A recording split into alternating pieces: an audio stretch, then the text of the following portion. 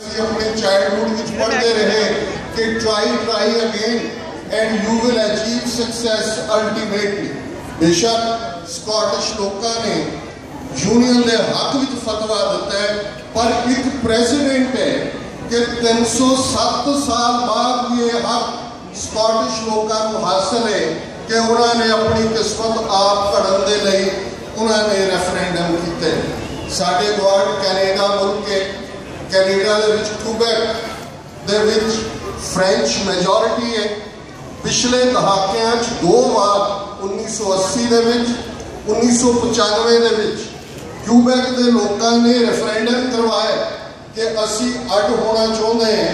बड़े घट मार्जिन के नाल वो हारे अपनी आज़ादी की गल नूं, पर एक प्रेसिडेंट है कि किते कैनेडा की सरकार ने जाके मॉन्ट्रियल क्यूबेक के उत्ते टैंका तोपां नाल हमला तो नहीं किया। ब्रिटिश गवर्नमेंट ने किते जाके स्कॉटलैंड के लोगों का मार मराइया तो नहीं किया।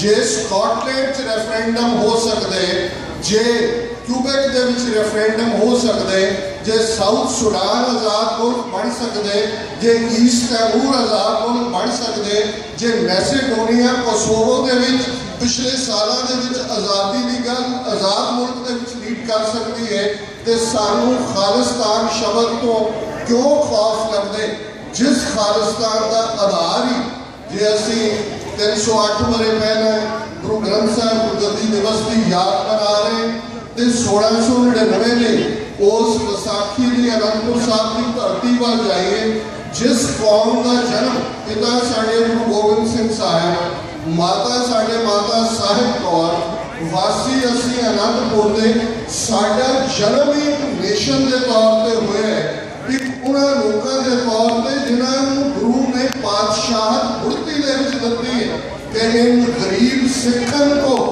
देव पातशाही ये याद करें हमारी गुरियाई। जड़ा खालसा इस यकीन रखता हुए खालसा बादशाह या बागी राज करेंगे, एक लड़ मरे कि जहाँ असी राज करेंगे जहाँ इस राज में लड़ते मर जाएंगे, गुलामी नहीं कबूलांगे।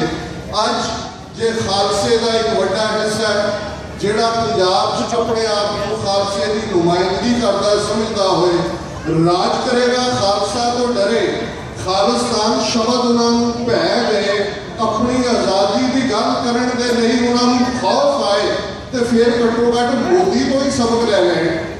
ये हिंदुत्ववादी आइडियोलॉजी 1000 साल की गुलामी जिन्होंने इस कदर अलाउद्दीन खिलजी के वेले तो यह हुक्म मने हो कि जे मुगल या हाकम थुकना चाहे तो ये अपना मुँह अड्ड दें, ये मुँह अड्ड के थुकाते रहे।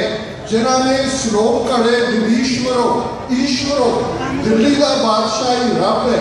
अज 1000 साल की गुलामी के बाद इन्हों के कोल पोलिटिकल पावर आई है। पिछले 5 महीनों देखो की नहीं बदलिया हिंदुस्तान में।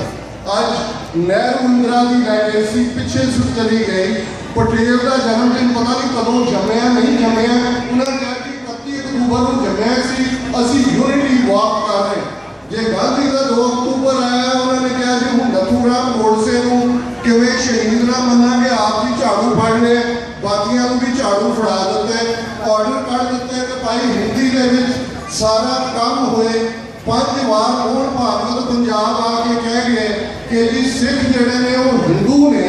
अज तुम तालमेल देखो क्यों जो हिंदू कवि बढ़ा रहे हैं। डेरा सौदा साहब हरियाणे दियां 90 सीटां मोदी सिरसे चाहते।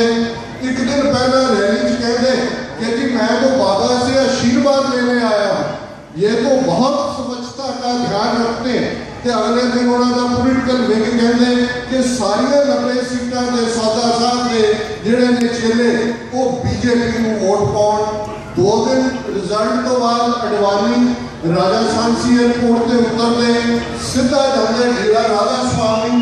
2 दिन बाद उतों वापस परतते तो राधा स्वामी की वोट, सौदा साहब की वोट, जो कुछ तरन तारण के नेड़े जोधपुर पिंड के विच होया।